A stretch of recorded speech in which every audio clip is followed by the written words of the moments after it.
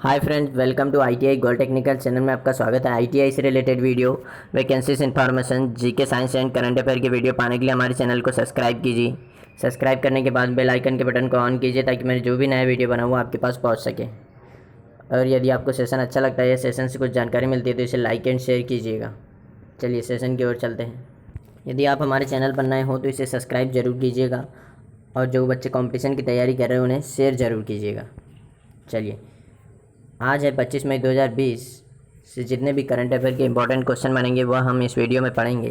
और इस वीडियो की पीडीएफ फाइल में इसी वीडियो के डिस्क्रिप्शन में लिंक दे दूंगा, वहां से डाउनलोड कर लीजिएगा। चलिए, आज का हमारा पहला क्वेश्चन है, हाल ही में विश्व कछुआ दिवस कब मनाया गया है? तो इस क्वेश्चन का राइट आंसर हो जाएगा ऑप्शन नंबर सी, 23 मई 2020 को अभी कछुआ दिवस मनाया गया है। कब? 23 मई को। यह है कछुआ और इसका जो ये ऊपर वाला भाग होता है यह बहुत ही हार्ड होता है। इसे हम ना तो काट सकते हैं ना तोड़ सकते हैं। क्या? यह बहुत ही हार्ड होता है इसका ऊपर वाला भाग। और कछुए के संरक्षण के लिए और इनकी वृद्धि के लिए यह दिवस मनाया जाता है। 23 मई सन 2000 से यह दिवस मनाया जा रहा है। अमेरिका में वार्षिक प्रायोजित किया जाता है। यह दिवस अमेरिका के द्वारा इसकी घोषणा की गई थी कि कछुआ दिवस मनाया जाए, तो 23 मई 2000 से यह कछुआ दिवस मनाया जा रहा है। और कछुए के संरक्षण और इनकी वृद्धि के लिए यह दिवस मनाया जाता है। तो इस क्वेश्चन का राइट आंसर हो जाएगा। और एक बहुत ही महत्वपूर्ण फैक्ट है कछुए के लिए कि इनकी औसतन उम्र 250 वर्ष होती है। कितनी? 250 वर्ष इसकी औसतन उम्र होती है। और यह पानी में रहता है, ऊपर भी रहता है लेकिन अधिकतर पानी में रहता है। पानी में सबसे ज़्यादा रहता है और स्थल पर भी रहता है, लेकिन स्थल पर कम रहता है। तो इस क्वेश्चन का राइट आंसर हो जाएगा ऑप्शन नंबर सी, 23 मई को विश्व कछुआ दिवस मनाया। चलिए नेक्स्ट क्वेश्चन की ओर चलते हैं। हाल ही में भारतीय सेना में टूर ऑफ ड्यूटी नामक नया प्रस्ताव आया। इसके द्वारा आम आदमी कितने वर्ष तक सेना में रह सकता है?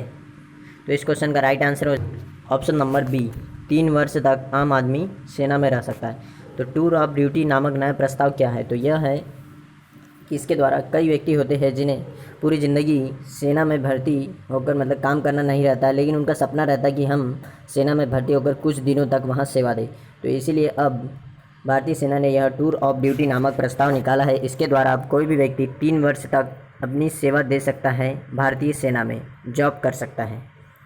लेकिन इसमें एक शर्त है कि सभी को की सिलेक्शन वैसे ही होगा जैसे होता है ज़िंदगी भर के लिए, या फिर 20 साल की जो ड्यूटी होती है उसके लिए जैसे होता है वैसे ही होगा। सिलेक्शन पेपर और मेडिकल सब कुछ वैसा ही होगा और उनको सारी फैसिलिटी भी दी जाएगी जो एक भारतीय सेना में जो सैनिक होता है उसे दी जाती है, वैसे ही इन्हें भी दी जाएगी। लेकिन यहाँ 3 वर्ष तक के लिए रहेंगे। तो अब 3 वर्ष तक अब सेना में सेवा दे सकते हैं। तो अब बात कर लेते हैं भारतीय सेना की। तो भारत में 3 सेना, एक वायुसेना, नौसेना और थल सेना। थल सेना की स्थापना की गई थी 1 अप्रैल 1895 में। कब? 1895 में थल सेना की स्थापना की गई थी और इसका हेडक्वार्टर है नई दिल्ली में। और इसके प्रमुख हैं जनरल मनोज मुकुंद नरवणे। कौन है? जनरल मनोज मुकुंद नरवणे अभी प्रेजेंट टाइम पर थल सेना के प्रमुख हैं। और वायुसेना की स्थापना 1935 में और इसका भी हेडक्वार्टर नई दिल्ली में। और इसके प्रमुख हैं RKS भदौरिया। किसके?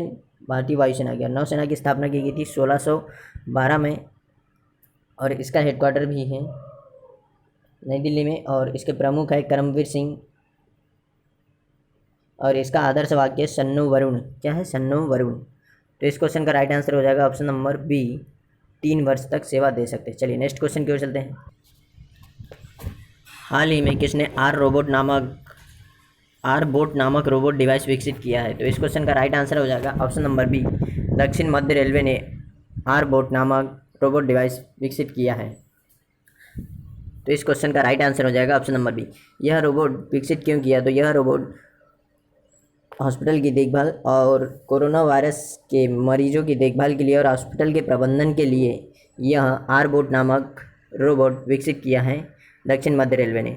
अब बात कर लेते हैं दक्षिण मध्य रेलवे का हेडक्वार्टर कहाँ है? तो यह सिकंदराबाद में। और यह सबसे पहला स्टेशन है सिकंदराबाद, जहाँ पर सौर ऊर्जा से स्वचालित स्टेशन है। कौन सा? सिकंदराबाद रेलवे स्टेशन है। दक्षिण मध्य रेलवे का सिकंदराबाद हेडक्वार्टर है और उत्तर मध्य रेलवे का इलाहाबाद है।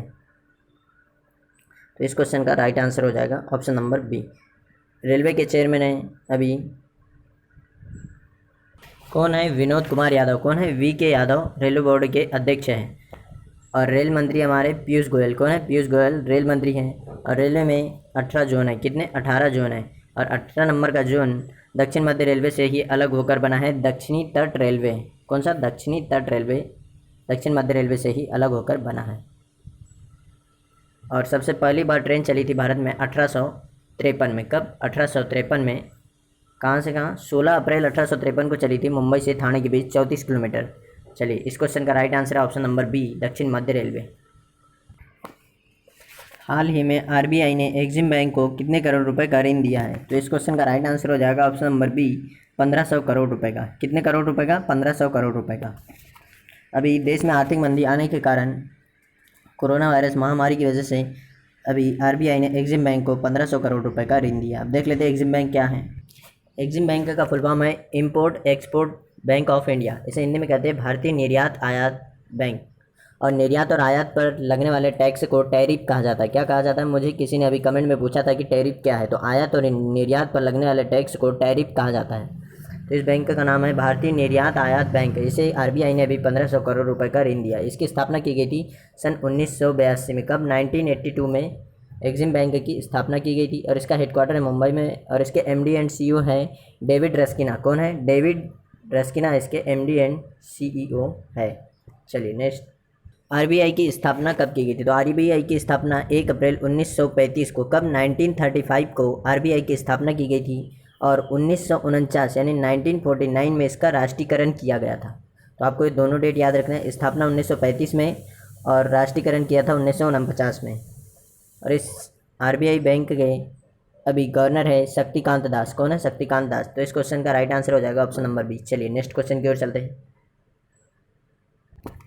हाल ही में मधुमक्खी पालन के लिए केंद्र सरकार ने कितने करोड़ रुपए का कोष जारी किया है? तो इस क्वेश्चन का राइट आंसर हो जाएगा ऑप्शन नंबर बी, 500 करोड़। कितने करोड़ का? 500 करोड़ का कोष यानी पैसा आवंटित करने के लिए कोष जारी किया है। किसने? केंद्र सरकार ने। अभी मधुमक्खी दिवस गया है। कब? 20 मई को मधुमक्खी दिवस था। तो इससे संबंधित एक मोस्ट इम्पॉर्टेंट क्वेश्चन है कि एक मधुमक्खी के छाते में कितनी रानी मक्खी होती है? यह क्वेश्चन बहुत बार पूछा जाता है। तो इसमें एक रानी मक्खी होती है, बाकी सारे सैनिक होते हैं। चलिए, तो इस क्वेश्चन का राइट आंसर हो जाएगा ऑप्शन नंबर बी, 500 करोड़ रुपए आवंटित किए। यह क्यों किए हैं? मधुमक्खी पालन को बढ़ावा देने के लिए और ज़्यादा से ज़्यादा इसका मधुमक्खी पालन को बढ़ाया जाए, इसलिए यह 500 करोड़ रुपए जारी किए। तो इस क्वेश्चन का राइट आंसर हो जाएगा ऑप्शन नंबर बी। चलिए नेक्स्ट क्वेश्चन की ओर चलते हैं। हाल ही में किस राज्य सरकार ने लॉकडाउन के बाद सभी स्टेडियम और खेल परिसरों को खोलने की अनुमति दे दी है? तो इस क्वेश्चन का राइट आंसर हो जाएगा ऑप्शन नंबर ए, हरियाणा राज्य सरकार ने अभी हाल ही में लॉकडाउन के बाद सभी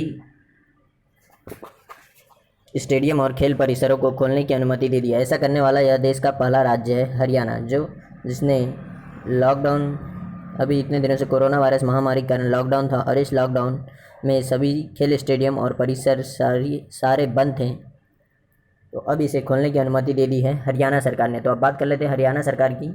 तो हरियाणा की राजधानी है चंडीगढ़। और चंडीगढ़ और दो राज्य की राजधानी, खुद चंडीगढ़ की राजधानी चंडीगढ़ और पंजाब की राजधानी भी चंडीगढ़। और हरियाणा के चीफ मिनिस्टर हैं मनोहर लाल खट्टर, जो बीजेपी पार्टी से हैं। और बीजेपी पार्टी देश की पहली पार्टी है जिसने इंटरनेट पर अपनी वेबसाइट बनाई है। और राज्यपाल है यहाँ के सत्यदेव नारायण आर्य। और यहाँ का हाईकोर्ट का मुख्यालय है चंडीगढ़ में। और लोकसभा सीट है यहाँ पर 10 और राज्यसभा सीट है यहाँ पर 5। और इस राज्य में विधानसभा सीट है 90। कितनी?